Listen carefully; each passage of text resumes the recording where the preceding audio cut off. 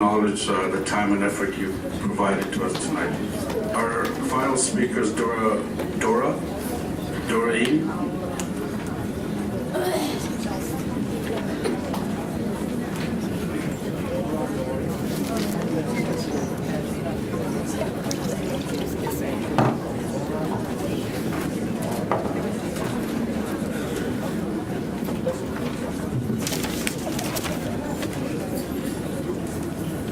Good evening, everybody. My name is Dora, and I'm really good at holding in my pee. I avoid public washrooms because I am often so unwelcome there. People are surprised, people get angry, people get scared. One time I had a security person knock on my door asking that I come out because someone had complained that there was a man in the women's washroom. I was in the middle of taking a poop. That was not pleasant. So the option of having gender-neutral washrooms to use would be a godsend for people like me. For those who are worried about people abusing the system and using washrooms and change rooms of the opposite sex, anybody with common sense would be able to pick out those who really need to use a different washroom and those who are just trolling. I know somebody who was gay, and she came out to her mother, and her mother said, "You're gay. You are mentally ill. Let's kill ourselves together." This is a true story. Would you have, if you were her teacher, would you have disclosed this information to her mother? Everybody here, I'm sure, are loving parents. All parents are loving, but some parents will take that love and do something very extreme with it if they are not informed, if they're acting out of a lot of fear. And that is why I come before you today, because education is so important, and education is what ACBR1 is about. I also come here today to address the concerns that the many parents in the audience may have about ACBR1. For those who are opposed to the policies, I understand that it's not your intention to stand in the way of protection for LGBTQ students, and that your concerns arise out of love. And so I choose to come before you today, not as an angry activist, but as a child who would like to assure you that everything will be okay.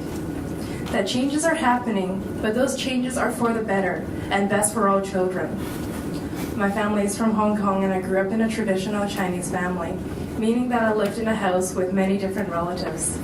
爺爺嫲嫲、表姐、大伯娘、大伯、漢叔、姑姐, so on. Everybody pitched in when it came to taking care of me. In my day job, I work with seniors, and often they would ask me about my grandparents. I would answer them, "My grandpa's in Hong Kong, my grandma has passed away." "Do you talk to him?" they would ask. "Yes, I try to call as often as I can. I think about him every day, and I miss him every day." "Oh, Chinese people really love their families, eh?" they would say. A lot of Westerners, especially seniors, are often envious of the relationship that Chinese family members have with one another. I'm very grateful to grow up in a Chinese family and to be raised in the value that the whole family, the whole extended family, the whole community has a role to play in raising one's children.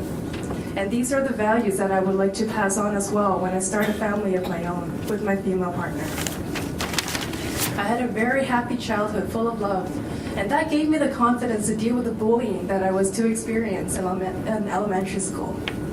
Imagine your 9-year-old child telling you, "I don't believe in friendship. I don't think it's real. It's made up and only found in stories." I said these words to my mother when I was in grade 4 because I have never experienced friendship. I was shunned in school and bullied because I did not fit my peers' gender expectations.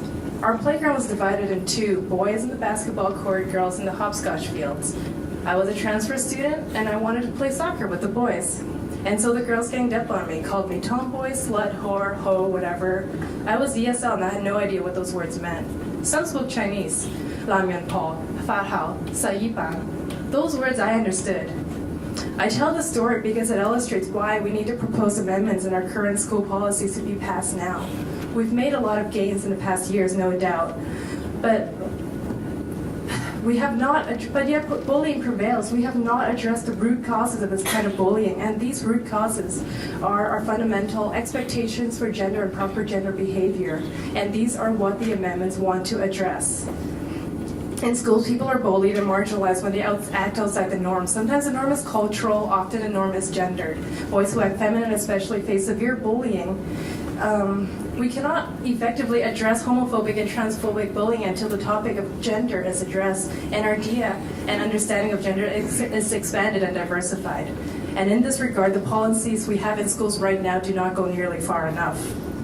You might tell me as a parent that if I would just conform and play girl better, I wouldn't be bullied. You're right, I did stop doing boy stuff and the bullying eventually died down. For example, I declined when my PE teacher invited me to join the boys soccer team because I was so good. Instead, I spent my free time reading Chakasiuchan, a soccer comic, and wishing that I would be playing it. That was one of my biggest regrets. If I could go back now, I would have the courage to join the boys team, but I was 10 years old back then, small, scared, and desperate for friends and desperate to fit in. I learned how to act in order to avoid bullying, but that socially acceptable me was not the best me that I could have been. Luckily for myself, high school was a much happier time. Nobody thought it was a big deal that I liked to play soccer. In fact, for my birthday in grade 11, my friends got me a really nice Nike soccer ball, and they all signed it when we graduated. High school was the happiest time of my life, and I discovered my confidence, my interests, and made lifelong friends. This was possible because things I liked, things that were labeled as boy things in elementary school, just became things that Dora liked. Not only were my likes accepted, but they were celebrated. And so I thrived. And it is my hope for every student that regardless of gender, sexual orientation, likes, and interests, that they get to thrive in school as well. Out of love, parents often want us to take the easier route. Play your gender role well and you will be well-liked, successful, and have a happy family. Well, 5 years ago I had my long hair cut and adopted a masculine appearance. And I have never felt so comfortable with my image, my body, and I've never been so happy in my life. Because that's the way I wanted. This now is what I have wanted to look like since I was very, very young. Out of concern, parents would often say, we can't really know our gender identities when we're young. There's a saying in Chinese, 远喝水,冷暖自知.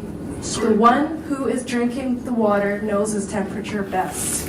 Dora, When it comes to, yes. could you wrap up? Yes. When it comes to what makes me happy, I'm my own expert. And so I believe that the amendments will promote an environment that lets people experiment and find who they are without the fear of persecution.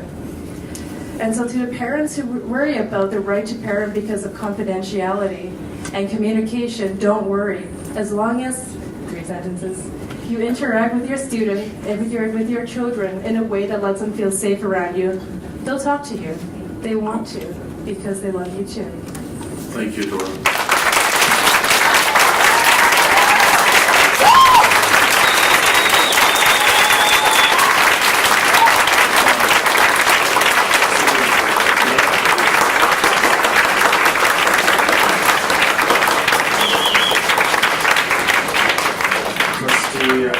Steve Backus has a question, Dora. I was hoping to ask a question, Speaker. Thank you very much for your presentation and sharing a lot of your personal story. Over here.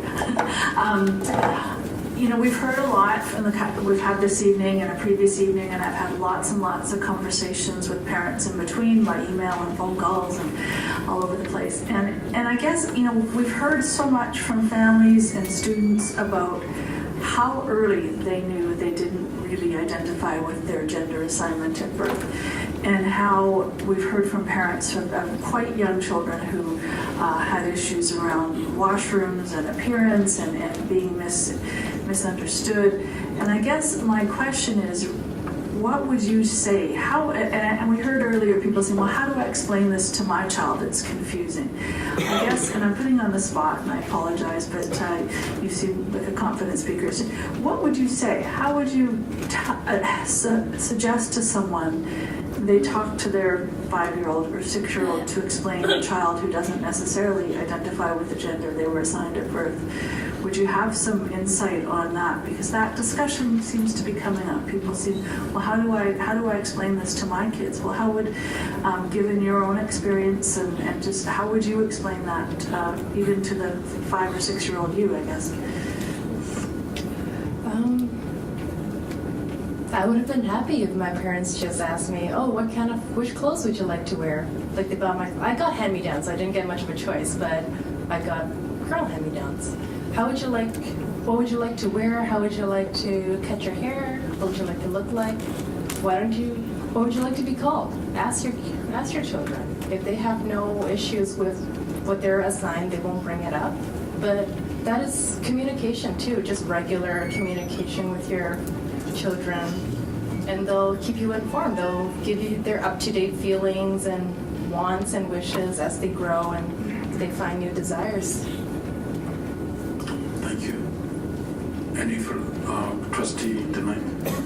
Yeah, I noticed you work in Richmond, the South Arm Community Center. You live in Vancouver? I do live in Vancouver. I'm a Hamburg grad. Thank you. Well, yeah, I just wanted to know. Thank you. Any further questions? I want to thank all of the delegations this evening for your input into this policy revision. Thank you. Trustees,